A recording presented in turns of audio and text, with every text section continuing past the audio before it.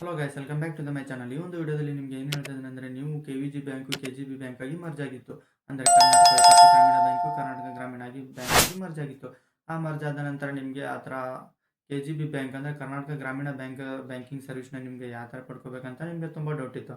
ಬ್ಯಾಂಕಿಗೆ ಹೋಗಬೇಕಾದ್ರೆ ಬ್ಯಾಂಕ್ ತುಂಬ ರಶ್ ಇತ್ತು. ಯಾಕಂದರೆ ಪಾಸ್ಬುಕ್ಕು ಮತ್ತು ಎಲ್ಲ ಥರ ಚೇಂಜ್ ಮಾಡ್ಕೋಬೇಕಾಗಿತ್ತು ಜನಗಳು. ಅದಕ್ಕಾಗಿ ಎಲ್ಲ ಜನ ಬರ್ತಾ ಇರೋದ್ರಿಂದ ಒಂದು ತಿಂಗಳು ತನಕ ಅಂದರೂ ತುಂಬ ರಶ್ ಇತ್ತು.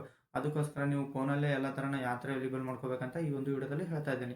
ಯಾವ ಥರ ಮಾಡ್ಕೋಬೇಕಂದ್ರೆ, ಅದು ಪ್ಲೇಸ್ಟೋರಲ್ಲಿ ಹೋಗಿ ಅಲ್ಲಿ ನಿಮಗೆ KGB ಬ್ಯಾಂಕ್ ಅಂತ ನೀವು ಸರ್ಚ್ ಮಾಡ್ಕೋಬೇಕು. ಸರ್ಚ್ ಮಾಡ್ಕೊಂಡ ನಂತರದಲ್ಲಿ KGB ಕನೆಕ್ಟ್ ಅಂತ ಸರ್ಚ್ ಮಾಡ್ಕೊಳ್ಳಿ. ಇಲ್ಲ ಅಂದರೆ KGB ಕನೆಕ್ಟ್ ಅಂತ ಒಂದು ಆ್ಯಪ್ ಬರುತ್ತೆ. ಆ ಆ್ಯಪ್ನ ಓಪನ್ ಮಾಡ್ಕೊಳ್ಳಿ. ಓಪನ್ ಮಾಡ್ಕೊಂಡ ನಂತರ ನಿಮಗೆ ನಿಮ್ಮ ಬ್ಯಾಂಕಿಗೆ ಯಾವ ಮೊಬೈಲ್ ರಿಜಿಸ್ಟರ್ ಇರುತ್ತಲ್ಲ ಅದನ್ನೇ ನೀವು ಆ ನಂಬರ್ದಿಂದ ನೀವು ಕಂಟಿನ್ಯೂ ರಿಜಿಸ್ಟರ್ ಮಾಡ್ಕೊಳ್ಳಿ. ಆ ನಂತರ ಅಲ್ಲಿ ನಿಮಗೆ ಡೈರೆಕ್ಟ್ ಮೆಸೇಜಲ್ಲಿ ಹೋಗುತ್ತೆ. ಮೆಸೇಜಲ್ಲಿ ಹೋದ ನಂತರ ಒಂದು ಮೆಸೇಜ್ನ ಸೆಂಡ್ ಅಂತ ಕೇಳುತ್ತೆ. ಆ ಮೆಸೇಜ್ ನೀವು ಅಲ್ಲೇನು ಎಡಿಟ್ ಮಾಡ್ಬೋದು, ಎಡಿಟ್ ಮಾಡಬೇಕಾಗಿಲ್ಲ. ಜಸ್ಟ್ ನೀವು ಸೆಂಡ್ ಅಂತ ಹೋಗಿದ್ರೆ ಅದು ಮೆಸೇಜ್ ಹೋಗುತ್ತೆ. ಮೆಸೇಜ್ ಹೋಗಿ ನಿಮಗೆ ಒಂದು OTP ಬರುತ್ತೆ. ಆ OTP ಬಂದ ನಂತರ ಇದೇನು ಮೆಸೇಜ್ ನಂತರ ಒಂದು ಸ್ಟೆಪ್ ಬ್ಯಾಂಕ್ ಅಂತ ಹೊಡೆದ್ರೆ ತಿಳ್ಕೊರಿ, ಆ ಆ್ಯಪಲ್ಲೇ ರಿಟರ್ನ್ ಬರ್ತೀರಾ. ರಿಟರ್ನ್ ಬಂದು ಅಲ್ಲಿ ನಿಮಗೆ ಎಂಟ್ರಿ ಯುವರ್ OTP ಅಂತ ಕೇಳುತ್ತೆ. ಆ OTPನ ಆಟೋಮೆಟಿಕ್ಕಾಗಿ ತಗುತ್ತೆ. ನೀವೇನಾದರೂ ಮ್ಯಾನ್ಯುವಲಿ ಎಂಟರ್ ಮಾಡ್ಕೊಳ್ಳೋಂಥ ಅವಶ್ಯಕತೆ ಇಲ್ಲ. ಅಲ್ಲಿಂದ ಬಂದು ನಿಮಗೆ ಪಾಸ್ವರ್ಡ್ ಎಂಟರ್ ಅಂತ ಕೇಳುತ್ತೆ. ಇನ್ನೇನಾದರೂ ಪಾಸ್ವರ್ಡ್ 2 ಟೈಮ್ಸ್ನ ನೀವು ಎಂಟರ್ ಮಾಡ್ಕೋಬೋದು. ನಿಮ್ಗೆ ಯಾವ್ದು ಬೇಕು ಅದನ್ನು ನೀವು ಎಂಟರ್ ಮಾಡ್ಕೋಬೋದು. ಅಲ್ಲಿಂದ ಡೈರೆಕ್ಟಾಗಿ ನಿಮಗೆ ಆ್ಯಪಲ್ಲಿ ಹೋಗುತ್ತೆ. ಆ್ಯಪಲ್ಲಿ ಹೋದ ನಂತರ ಅಲ್ಲಿ ಓಪನ್ ಆಗುತ್ತೆ ಕಂಪ್ಲೀಟಾಗಿ, ಬಟ್ ಆ್ಯಕ್ಟಿವ್ ಆಗಿರಲ್ಲ. ಅಲ್ಲಿ ಆ್ಯಕ್ಟಿವೇಷನ್ ಅಂತ ಕೇಳುತ್ತೆ. ಆ್ಯಕ್ಟಿವೇಷನ್ ಅಂತ ನೀವು ಏನಾದರೂ ಕ್ಲಿಕ್ ಮಾಡ್ಕೊಂಡ್ರೆ ನಿಮಗೆ MPIN ಜನರೇಟ್ ಅಂತ ಕೇಳುತ್ತೆ.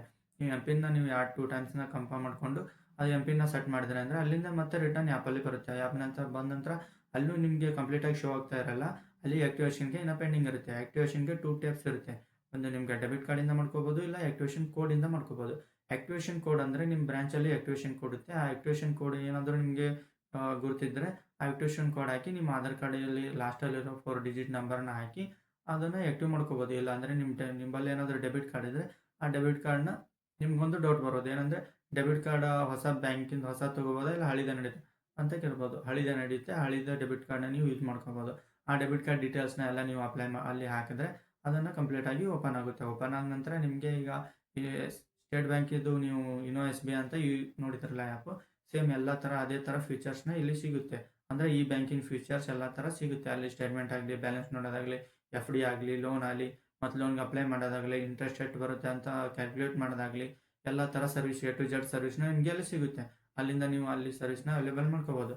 ವಿಡಿಯೋ ಏನಾದರೂ ಚೆನ್ನಾಗಿ ಅನಿಸಿದರೆ ವಿಡಿಯೋನ ಲೈಕ್ ಮಾಡಿ ಮತ್ತು ಸಬ್ಸ್ಕ್ರೈಬ್ ಮಾಡಿ. ನಿಮ್ಮ ಫ್ಯಾಮಿಲಿ ಮೆಂಬರಲ್ಲಿ ಯಾರಾದರೂ KGB ಅಂದರೆ ಕರ್ನಾಟಕ ಗ್ರಾಮೀಣ ಬ್ಯಾಂಕ್ ಅಕೌಂಟ್ ಹೋಲ್ಡರ್ ಆಗಿದ್ದರೆ ಈ ವಿಡಿಯೋ ಏನಾದರೂ ಅವ್ರಿಗೆ ಶೇರ್ ಮಾಡಿ, ಅವ್ರಿಗೂ ಹೆಲ್ಪ್ಫುಲ್ ಆಗ್ಬೋದು. ಹಾಗೆ ಸಪೋರ್ಟ್ ಮಾಡ್ತಾಯಿರಿ.